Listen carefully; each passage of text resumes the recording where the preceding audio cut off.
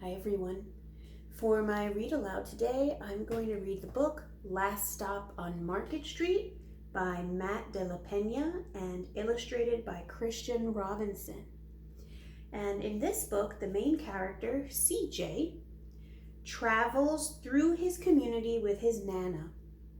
And I want you to pay attention to two things. The first one is, how does CJ feel about going on the trip with his Nana at the beginning? And then how does he feel at the end? So paying attention to how CJ feels throughout the story is one thing. And the second thing I want you to pay attention to is, where are the places he sees in his community, and who are some of the people that he meets? I wonder if some of these people and places are similar to the type of people and places you would see in your community.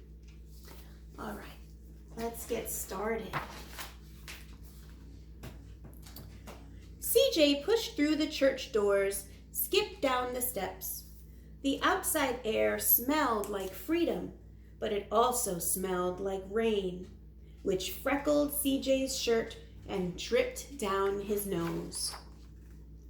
He ducked under his Nana's umbrella, saying, "How come we gotta wait for the bus in all this wet?" "Trees get thirsty too," his Nana told him. "Don't you see that big one drinking through a straw?" CJ looked for a long time, but never saw a straw.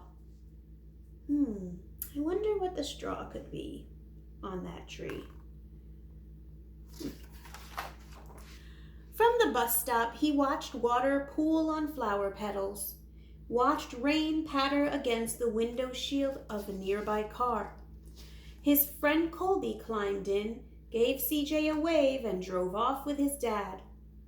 "Nana, how come we don't got a car?" "Boy, what do we need a car for? We got a bus that breathes fire, and old Mr. Dennis, who always has a trick for you."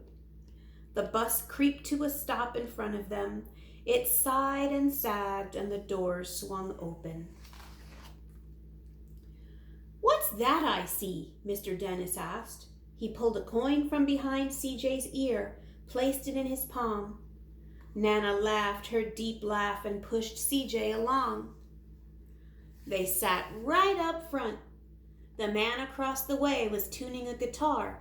An old woman with curlers had butterflies in a jar.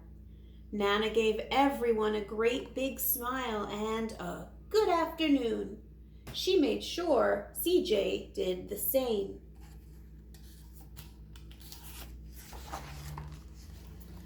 The bus lurched forward and stopped, lurched forward and stopped. Nana hummed as she knit. "How come we always gotta go here after church?" CJ said. "Miguel and Colby never have to go nowhere." "I feel sorry for those boys," she told them. "They'll never get a chance to meet Bobo or the Sunglass Man. And I hear Trixie got herself a brand new hat." CJ stared out the window, feeling sorry for himself. He watched as cars zip by on either side, watched a group of boys hop curbs on bikes. A man climbed aboard with a spotted dog. CJ gave up his seat. "How come that man can't see?" "Boy, what do you know about seeing?" Nana told him. "Some people watch the world with their ears." "That's a fact. Their noses too," the man said, sniffing at the air. "That's a mighty fine perfume you're wearing today, ma'am." Nana squeezed the man's hand and laughed her deep laugh. Two older boys got on next. CJ watched as they moved on by and stood in back. "Sure wish I had one of those," he said. Nana sat down her knitting. "What for? You got the real thing sitting across from you. Why don't you ask the man if he'll play us a song?" CJ didn't have to. The guitar player was already plucking strings and beginning to sing. To feel the magic of the music, the blind man whispered. "I like to close my eyes." Nana closed hers too. So did CJ and the spotted dog.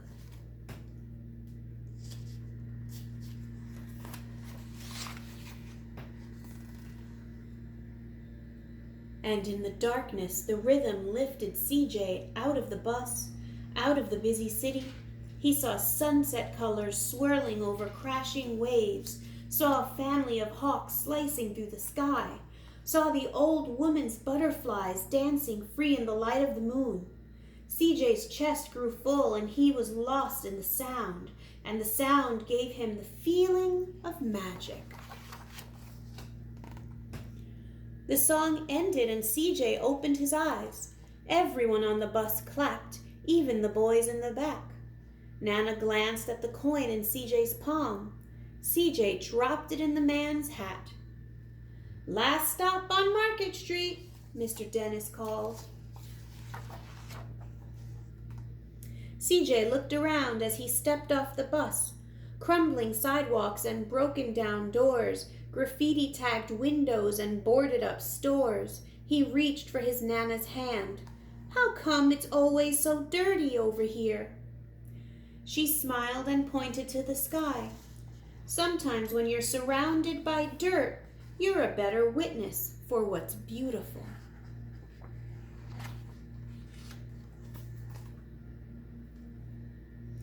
CJ saw the perfect rainbow arcing across their soup kitchen. He wondered how his Nana always found beautiful where he never even thought to look. Is that rainbow? He looked all around them again, at the bus rounding the corner out of sight, and the broken street lamp still lit up bright, and the stray cat shadows moving across the wall. When he spotted the familiar faces in the window, he said, "I'm glad we came."